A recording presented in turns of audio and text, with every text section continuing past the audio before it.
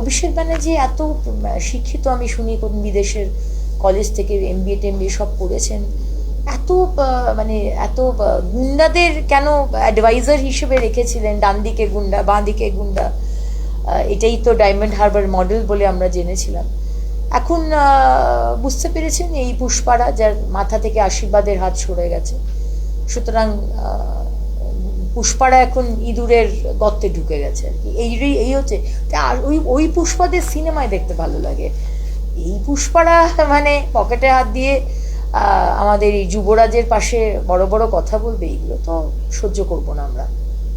আর তিলজলাতে যে বুলডোজিং প্রোগ্রামটা হয়েছিল এবং তার এগেনস্টে লাস্ট সানডে পার্ক সার্কাসে জমায়েত হয়েছিল এবং পুলিশের সঙ্গে একটা ব্যাপক ধস্তাধস্তি হয়। তদন্তে যে বিষয়টা উঠে এসেছে, একটা ডিপ রুটেড কনস্পিরেসি শুধু নয়, এখানে সোশ্যাল মিডিয়া পোস্ট, মানে প্রথমে জমায়েত করার উদ্দেশ্যে একটা সোশ্যাল মিডিয়া পোস্ট 2-3 দিন রাখা হলো, তারপরে সেটাকে ক্যান্সেল বলে একটা পোস্ট করে দুটো পোস্টই ফের ডিলিট করে দেওয়া হলো। মানে একটা মানুষকে করা একদম, কি বলবেন? দেখুন, সাইবার ক্রাইমের বিষয়টা আজকে মিটিংয়ে আসেনি, কিন্তু আমার মনে হয় যে this false under cyber crime. আপনি যদি মিথ্যা ইনফরমেশন দিয়ে, যেটা আগের সরকার খুব ভালো রকমভাবে করেছেন, মানুষকে বিভ্রান্ত করা, মানুষকে উস্কে দেওয়া, এবং তার সাথে সাথে মাননীয় মুখ্যমন্ত্রী যেটা বলেছেন, যেটা আপনারাও দেখেছেন, যে পার্ক সার্কাসে যারা সরকারি প্রপার্টি ধ্বংস করেছে, ইভেন আসানসোলেও, তাদের থেকেই কিন্তু এবারে কম্পেনসেশনটা নেওয়া হবে। তো এটা কিন্তু পাথরটা মারার আগে বা সরকারি অফিস বা সরকারি জিনিসপত্র ভাঙার আগে বাংলার যারা সম্মানীয় দুর্নীতিগ্রস্ত দুষ্কৃতীরা রয়েছে, সম্মানীয় বললাম, একটু ভেবেচিন্তে পাথরটা মারবেন, কারণ আলটিমেটলি আপনার বাড়ি, আপনার প্রপার্টি সব কিছু কনফিসকেট করেই কিন্তু আমরা ওই যে গাড়িটা বা বাড়িটা ধ্বংস করছেন তার টাকাটা নেওয়া হবে। আজকে উত্তরবঙ্গের বৈঠকে এই সীমান্ত সুরক্ষা নিয়ে, এবং আপনি যেটা বললেন কিছুক্ষণ পরে সিএম প্রেস কনফারেন্স করবে জমি হস্তান্তরের ব্যাপারে, চিকেন স্নেক থেকে শুরু করে গোটা উত্তরবঙ্গ এবারে কি একেবারে পাকাপাকি ভাবে সুরক্ষিত হতে?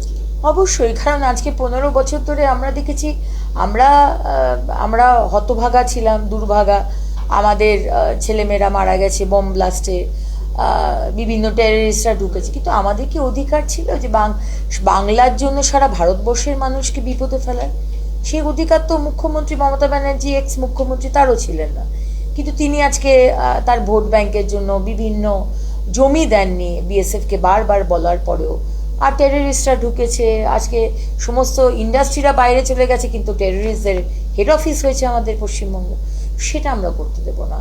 এবং প্রথম দিন থেকে মাননীয় মুখ্যমন্ত্রী প্রথম ক্যাবিনেটেই আপনারা দেখেছেন, উনি বলেছেন যে হস্তান্তর করা হবে আমাদের যে জমি বিএসএফকে দেওয়ার কথা, সে কাজ শুরু হয়ে গেছে এবং আজকেও সেটা নিয়ে বৈঠক আছে।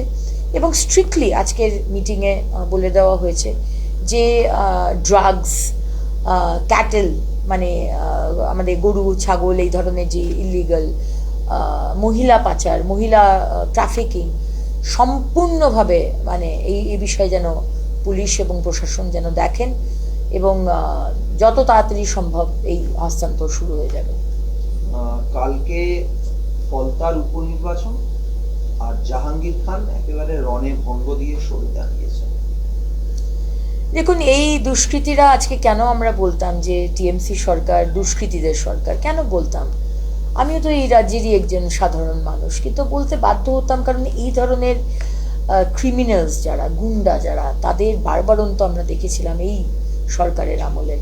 কোনোদিন এক্স মুখ্যমন্ত্রী শাসন করেননি, বরঞ্চ তাদেরকে পাশে নিয়ে তাদের এই বদমাইশি, অসভ্যতামি, খারাপ ভাষায় কথা বলা, মহিলাদেরকে অত্যাচার, অপমান দিনের পর দিন আমরা দেখে এসেছি। এবং দ্য লিস্ট ইজ এন্ডলেস, মানে probably heading is Jahangir and Sheikh Shahjahan, কিন্তু দ্য লিস্ট ইজ এন্ডলেস। সুতরাং জাহাঙ্গীর আমাদের পুষ্পা নিশ্চয়ই বুঝতে পেরেছেন যে তার এই গুন্ডারাজের দিন শেষ, এবং আজকে তার আশীর্বাদ ছিল মুখ্যমন্ত্রী অভিষেক ব্যানার্জি। আরো ভালো ভালো খবর দেখতে সাবস্ক্রাইব করুন বাংলা হান্টের ইউটিউব চ্যানেল।